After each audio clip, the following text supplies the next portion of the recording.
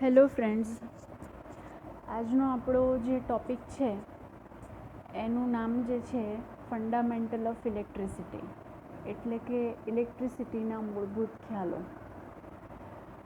Basic electricity એ શું વસ્તુ છે એ સૌપ્રથમ ઇલેક્ટ્રિશિયન ડિપાર્ટમેન્ટમાં તમે એડમિશન લીધું તો ઇલેક્ટ્રિસિટી એ શું કહેવાય એ તમને પહેલાં ખ્યાલ હોવો જોઈએ. સામાન્ય રીતે આપણને એવું છે કે ઇલેક્ટ્રિસિટી એટલે કરંટ, પણ એનો મૂળભૂત ખ્યાલ જે છે એ આજના આપણે ટૉપિકમાં સમજાવીશું. તો સૌથી પહેલાં આપણે એનું ઇન્ટ્રોડક્શન આપી દઈએ. તો કાર્યશક્તિ જે છે એના વિવિધ સ્વરૂપો છે, જેમ કે ઉષ્મા કાર્યશક્તિ, પ્રકાશ કાર્યશક્તિ, યાંત્રિક કાર્યશક્તિ, વીજ કાર્યશક્તિ વગેરે. અને દરેક શક્તિનું જે છે એ પોતાનું આગવું મહત્ત્વ છે. પણ આ બધી કાર્યશક્તિની અંદર સૌથી અગત્યની કાર્યશક્તિ હોય તો એ છે વીજ કાર્યશક્તિ. વિદ્યાર્થી મિત્રો, આપણે દરેક જણને ખબર જ છે કે હાલના જમાનામાં જે છે એ ઇલેક્ટ્રિસિટી એટલે કે વિદ્યુતનું કેટલું મહત્ત્વ છે. વિદ્યુતનું મહત્ત્વ આપણે સમજવું હોય તો એક જ લાઇનમાં તમને સમજાવું કે વીજળી વગરના જીવનની તમે કલ્પના કરો ત્યારે તમને ખબર પડે કે વીજળી જે છે એનું આપણા જીવનમાં શું મહત્ત્વ છે. તો વિદ્યુત શક્તિ જે છે એને એક રૂપમાંથી બીજા રૂપમાં આપણે રૂપાંતર કરી શકીએ છીએ. દાખલા તરીકે યાંત્રિક કાર્યશક્તિનું વીજ કાર્યશક્તિમાં, જેનું ઉદાહરણ છે જનરેટર. વીજ કાર્યશક્તિનું યાંત્રિક શક્તિમાં, જેનું ઉદાહરણ છે ઇલેક્ટ્રિક મોટર. વીજ કાર્યશક્તિનું ઉષ્મા કાર્યશક્તિમાં, જેનું ઉદાહરણ છે હીટર. અને વીજ કાર્યશક્તિનું પ્રકાશ કાર્યશક્તિમાં, જેનું ઉદાહરણ છે લેમ્પ, જે દરેકના ઘરમાં હોય છે. તો આ થયા 4 વિદ્યુત શક્તિના પ્રકાર ઇલેક્ટ્રિસિટીના: યાંત્રિક, ઉષ્મા, પ્રકાશ શક્તિ અને વીજ કાર્યશક્તિ. હવે આપણે આ વીજ કાર્યશક્તિના વિવિધ ઉપયોગો જોઈએ તો આપણને બધાને ખબર છે કે વીજળી જે છે એ ક્યાં વપરાય છે. તો વીજ કાર્યશક્તિ જે છે એ આપણે બધા ઉદ્યોગોમાં મશીનોને ચલાવવા માટે હીટિંગ, વેલ્ડિંગ, ઇલેક્ટ્રોપ્લેટિંગ વગેરેમાં વાપરીએ છીએ. ઘરમાં લાઇટ, પંખા, ઇસ્ત્રી, હીટર, ઘંટી, વોશિંગ મશીન, બધા ડોમેસ્ટિક એપ્લાયન્સીસની અંદર આપણે વિદ્યુતનો ઉપયોગ કરીએ છીએ. કોમર્શિયલ જે છે, સિનેમા છે, લિફ્ટ છે, ઘંટી, પાણી માટેના પંપ, એગ્રીકલ્ચર ફિલ્ડમાં લાઇટિંગ, એડવર્ટાઇઝિંગ, ડિસ્પ્લે, બધી જ જગ્યાએ આપણે વીજળીનો ઉપયોગ કરીએ છીએ. ઇલેક્ટ્રિસિટી વગરની જિંદગી જ અત્યારના સંજોગોની અંદર આપણે કલ્પના જ ના કરી શકીએ કે ઇલેક્ટ્રિસિટી ના હોય તો આપણું માનવ જીવન કેવું હોય. તો વિદ્યાર્થી મિત્રો, અહીંયા આગળ આપણે વીજ કાર્યશક્તિના વિવિધ ઉપયોગો જોયા.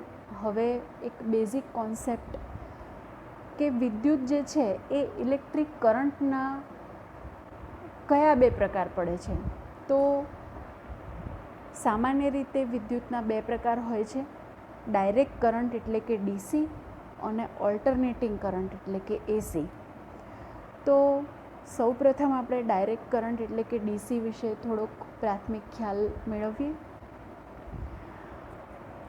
આકૃતિમાં તમે જોઈ શકો છો કે ડાયરેક્ટ કરંટના આપણે 2 ગ્રાફ તમને આજુબાજુમાં બતાડેલા છે. એક જે છે એ સીધી લીટીમાં જાય છે અને એક જે છે એ કર્વ મુજબ છે.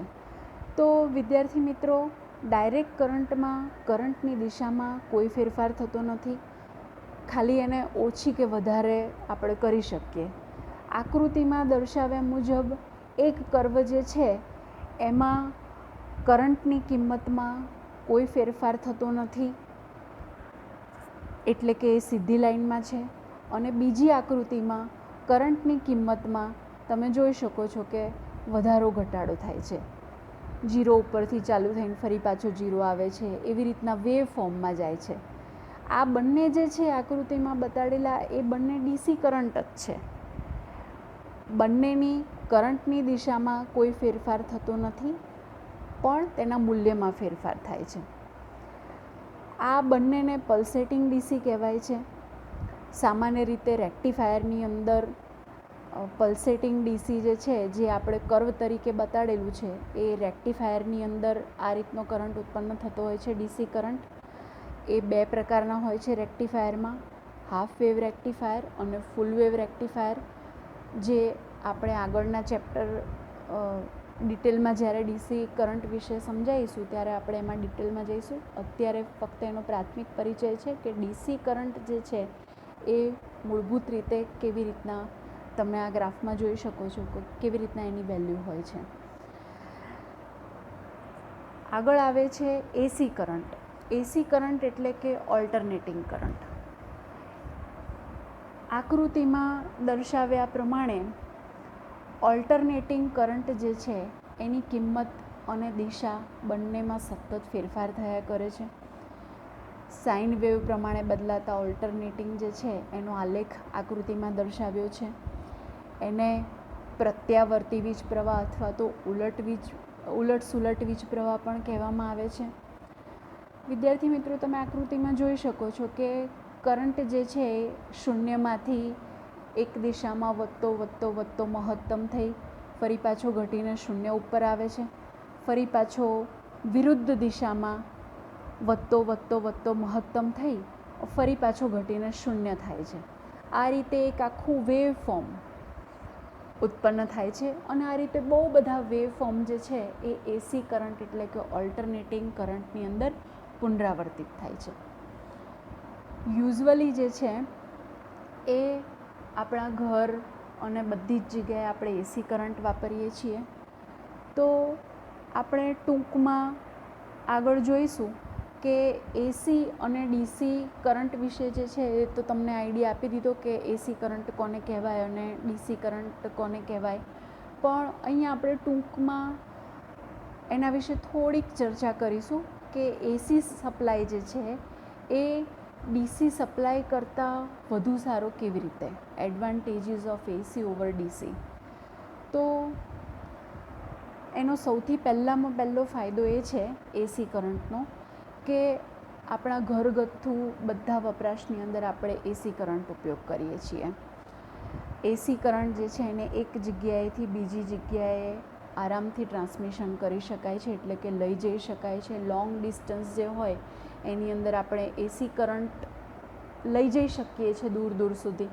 ડીસી કરંટને લઈ જઈ શકતા નથી. ડીસી કરંટ જે છે એને જ્યાં આગળ ઉત્પન્ન થાય ત્યાં આગળ જ આપણે વાપરી શકીએ, જ્યારે એસી કરંટમાં એવું હોતું નથી. એનું તમને ઉદાહરણ આપીએ કે દાખલા તરીકે આપણા મોટાભાગના વિદ્યુત સ્ટેશનો હોય છે જે ઇલેક્ટ્રિસિટી ઉત્પન્ન કરે છે, જેને આપણે પાવર સ્ટેશન કહીએ છીએ, એ બધી જગ્યાએ એસી કરંટ ઉત્પન્ન થાય છે જે આપણા ઘર સુધી આવે છે. તમે વિચારો કે પાવર સ્ટેશન ધારો કે ગાંધીનગરમાં હોય તો એ કેટલી બધી જગ્યાએ ગાંધીનગરથી ટ્રાન્સમિટ થઈને દૂરના ગામ સુધી આપણે લઈ જઈ શકીએ છીએ. તો એસી કરંટને આપણે આ રીતે એક જગ્યાએથી બીજી જગ્યાએ દૂર સુધી લઈ જઈ શકીએ છીએ, પણ ડીસી કરંટને લઈ જઈ શકતા નથી. બીજો એનો ફાયદો જે છે એ એસી કરંટ ડીસી કરતાં વધુ ઇઝીલી ઉત્પન્ન કરી શકાય છે. ત્રીજું, એસી જે છે એ ડીસી કરતાં જનરેટ કરવો સસ્તો પણ પડે છે. ચોથું, એસી જનરેટર જે છે એની એફિશિયન્સી ડીસી જનરેટર કરતાં વધારે હોય છે. અને પાંચમો ફાયદો કે એસી ટ્રાન્સમિશન જે છે એમાં એનર્જીનો લોસ એટલે કે વ્યય જે છે એકદમ ઓછો થાય છે ડીસીની સરખામણીમાં. સામાન્ય રીતે ડીસીને આપણે બીજી જગ્યાએ લઈ જ નથી શકતા, પણ નાનકડી સર્કિટમાં તમારે આમથી આમ ટ્રાન્સફર કરવો હોય તો એમાં બહુ બધા લોસીસ થતા હોય, જ્યારે એસીમાં એવું થતું નથી. એનું ઉદાહરણ મેં તમને આપ્યું કે છેક દૂર સુધી પાવર સ્ટેશન હોય પણ એ જ કરંટ તમે ઉત્પન્ન કરીને તમારા ઘર સુધી આવે છે. તો એટલી લાંબી ટ્રાન્સમિશન લાઈન આપણે ખેંચી હોય તો એની અંદર સામાન્ય રીતે બહુ જ ઓછા લોસીસ એટલે કે કરંટનો વ્યય થતો હોય છે. વિદ્યાર્થી મિત્રો, આમ તો એસી કરંટ અને એસી કરંટના ડીસી ઉપર બહુ જ બધા ફાયદાઓ છે, પણ અત્યારે આપણે જે છે એ ફક્ત મૂળભૂત કોન્સેપ્ટ એટલે કે ફક્ત એનો પરિચય આપવાનો છે આજના ટૉપિકની અંદર, એટલે આપણે એના વિશે વધુ ચર્ચા કરતા નથી, પણ આ એક બેઝિક ખ્યાલ તમને આપ્યો કે એસી કરંટ જે છે એ ડીસી કરતાં કેવી રીતે વધુ સારો. હવે આગળ જે છે એસી અને ડીસી વિશે તો તમને ખબર પડી ગઈ. હવે છે એસી અને ડીસી ઉત્પન્ન કેવી રીતના થાય. તો સૌથી પહેલાં આપણે ડીસી કરંટ કેવી રીતના ઉત્પન્ન થાય એ જોઈશું, એટલે કે સોર્સિસ ઓફ ઇલેક્ટ્રિસિટી. તો ડીસી કરંટ ઉત્પન્ન કરવા માટે મુખ્યત્વે બે સ્ત્રોત છે. એક જે છે એ બેટરી અને બીજું જે છે એ ડીસી જનરેટર. તો સૌથી પહેલાં આપણે બેટરી વિશે પ્રાથમિક પરિચય આપીએ. બેટરી લગભગ દરેક જણાએ જોઈ જશે. આકૃતિમાં આપણે એક બેટરી દર્શાવેલ છે. એની અંદર તમે જોઈ શકો છો કે આકૃતિમાં ઉપર બે જે છે એ પોઈન્ટ છે. તો એક જે છે એ પોઝિટિવ પોઈન્ટ છે, બીજો જે છે એ નેગેટિવ પોઈન્ટ છે.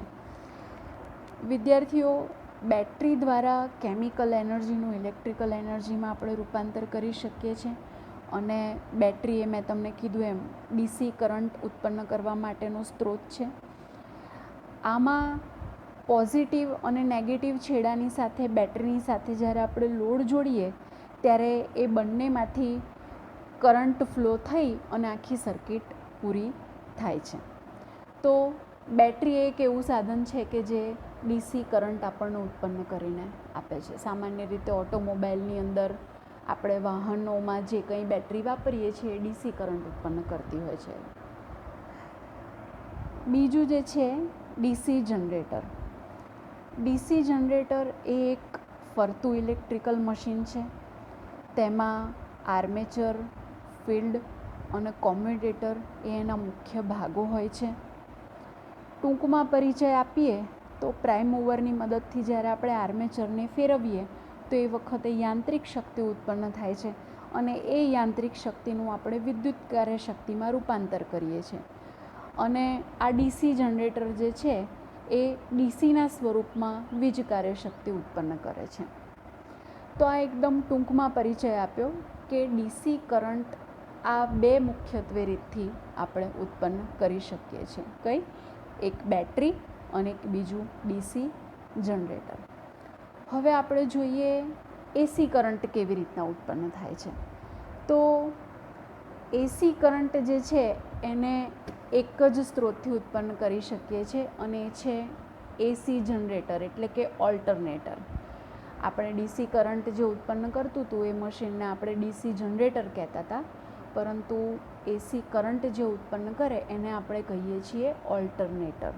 તો એસી કરંટ ઉત્પન્ન કરતા સ્ત્રોતને ઓલ્ટરનેટર મશીન કહેવાય. વિદ્યાર્થી મિત્રો, ઓલ્ટરનેટર એ પણ એક ફરતું ઇલેક્ટ્રિકલ મશીન છે. ફરતું એટલે કે રોટેટિંગ, એના પાર્ટ્સ જે હોય એ રોટેટિંગ હોય. એને એસી જનરેટર પણ કહેવાય છે. એ જે છે ઓલ્ટરનેટર એ એસીના રૂપમાં વીજ કાર્યશક્તિ ઉત્પન્ન કરે છે. આની અંદર પણ ફિલ્ડ અને આર્મેચર એ બે મુખ્ય ભાગ હોય છે ડીસી જનરેટરની જેમ જ. ઓલ્ટરનેટરના આર્મેચર અને ફિલ્ડને પ્રાઇમ મૂવરની મદદથી ફેરવવામાં આવે છે અને યાંત્રિક શક્તિનું વિદ્યુત શક્તિમાં રૂપાંતર થાય છે. આ થયા એકદમ બેઝિક કોન્સેપ્ટ કે ભાઈ એસી કરંટ આપણે કેવી રીતના ઉત્પન્ન કરી શકીએ અને ડીસી કરંટ કેવી રીતના ઉત્પન્ન કરી શકીએ. તો આ થઈ કરંટ ઉત્પન્ન થવાની વાત. હવે એ વસ્તુ છે કે કરંટ ઉત્પન્ન થયા પછી આપણા ઘરે કેવી રીતના આવે છે. તો એકદમ પ્રાથમિક ખ્યાલ આપતા આપણે જોઈશું કે લો ટેન્શન વોલ્ટેજ એટલે કે જે ટ્રાન્સમિશન લાઇન હોય છે ને, તમે વિદ્યુત થાંભલા જોયા હશે જેની ઉપર કેબલ પસાર થઈને આપણા ઘર સુધી જે આવે છે, તો એને આપણે કહીએ છીએ લો ટેન્શન વોલ્ટેજ. આકૃતિમાં દર્શાવ્યું છે. ડિસ્ટ્રીબ્યુશન લાઇન લખેલું છે, એક પોલ છે અને સર્વિસ લાઇન લખેલું છે કે જ્યાં આગળથી તમારા ઘરની અંદર ઇલેક્ટ્રિસિટી કેબલની મદદ વડે આપવામાં આવે છે. તો આપણા ઘરમાં જે સપ્લાય છે એ યુઝવલી 230 વોલ્ટ એસીનો આવતો હોય છે અને એને એલટી વોલ્ટેજ એટલે કે લો ટેન્શન વોલ્ટેજ તરીકે ઓળખવામાં આવે છે. હવે આ વોલ્ટેજને આપણા ઘરમાં વીજળી સ્વરૂપે થાંભલા દ્વારા ટ્રાન્સમિટ કરવામાં આવે છે, જે તમે આકૃતિમાં જોઈ શકો છો. 230 વોલ્ટનો ઉપયોગ આપણે બલ્બને પ્રકાશિત કરવા માટે પંખા, એસી, ગીઝર, ફ્રીજ, ટ્યુબલાઇટ, ઘરઘંટી, મોટર, ડીવીડી, ટીવી આ બધા જ ડોમેસ્ટિક એપ્લાયન્સીસ ચલાવવામાં કામ કરીએ છીએ અને એને 2 પિન અથવા તો 3 પિન સર્કિટની અંદર આપણે યુઝ કરીએ છીએ. તમે જોજો, તમે જ્યારે પ્લગ ઇન કરતા હશો ઘરમાં તો સ્વિચ બોર્ડ ઉપર એક નજર નાખજો તો જુદા જુદા હોલ પાડેલા પોઈન્ટ જે હોય છે તો એને આપણે કહીએ છીએ પ્લગ. એ 2 પિન હોય, 3 પિન હોય, 5 પિન હોય, પછી એની અંદર 5 એમ્પિયર અને 15 એમ્પિયર હોય. મોટી સ્વિચ હોય તો એ 15 એમ્પિયરની હોય, નાની સ્વિચ હોય તો એ 5 એમ્પિયર હોય. તો આપણે આ જે ઘરમાં ઇલેક્ટ્રિસિટી વાપરીએ છીએ એ 230 વોલ્ટની વાપરીએ છીએ. હવે આગળનો મુદ્દો જે છે એ છે ફેઝ, ન્યુટ્રલ અને અર્થિંગ પોઈન્ટ. આપણી જે આખી વિદ્યુત જેનો આપણે જનરેટ કર્યું, ટ્રાન્સમિટ કર્યું અને આપણા ઘર સુધી આવી, તો એ આખી સર્કિટો આ જે કંઈ આપણે ડોમેસ્ટિક એપ્લાયન્સીસ ચલાવીએ છીએ તો એ સર્કિટમાં બેઝિકલી શું વસ્તુ હોય છે? સર્કિટ શેની ઉપર કામ કરે છે? સર્કિટ કરંટથી તો ચાલે છે બધી આપણે ડોમેસ્ટિક એપ્લાયન્સીસ, પણ એ સર્કિટમાં હોય છે શું એના પોઈન્ટમાં? તો કહે છે 3 વસ્તુ: ફેઝ, ન્યુટ્રલ અને અર્થિંગ પોઈન્ટ. એકદમ પ્રાથમિક પરિચય આપીએ તો એક આપણો કેબલ જે છે એની અંદર 3 છેડા છે, તમે જોઈ શકો છો. એમાંથી બ્રાઉન જે છે એને ફેઝ અથવા તો લાઈવ વાયર કહેવાય છે, કે જે ક્લોઝ સર્કિટમાં લાગેલ સોકેટમાંથી જ્યાં વીજ પ્રવાહની શરૂઆત થાય છે એને લાઈવ અથવા તો ફેઝ કહેવામાં આવે છે. કોઈ પણ પ્રકારના ઇન્સ્યુલેશન જેવા કે રબર કે મેટ વગર જો આ લાઈવ વાયરને આપણે અડીએ તો આપણને ઇલેક્ટ્રિક શોક લાગે છે. બીજો જે છે બ્લુ કલરનો ન્યુટ્રલ વાયર. તો ન્યુટ્રલ એ એક એવી જગ્યા છે જ્યાં આગળ બંધ રસ્તેથી વીજળી પસાર થાય છે, એટલા માટે એને ન્યુટ્રલ પોઈન્ટ કહેવાય છે. ત્રીજો જે છે વચ્ચે ગ્રીન કલરનો એક ગ્રાઉન્ડ પોઈન્ટ એટલે કે અર્થિંગ પોઈન્ટ. કોઈ પણ ઇલેક્ટ્રિક સોકેટમાં આ સ્થાન એ લીકેજ કરંટને સરળ રસ્તો પૂરો પાડે છે, એટલે કે આપણને પ્રોટેક્શન આપે છે. અર્થિંગ એ બેઝિકલી વિદ્યુત શોકથી પ્રોટેક્શન મેળવવા માટેની વસ્તુ છે.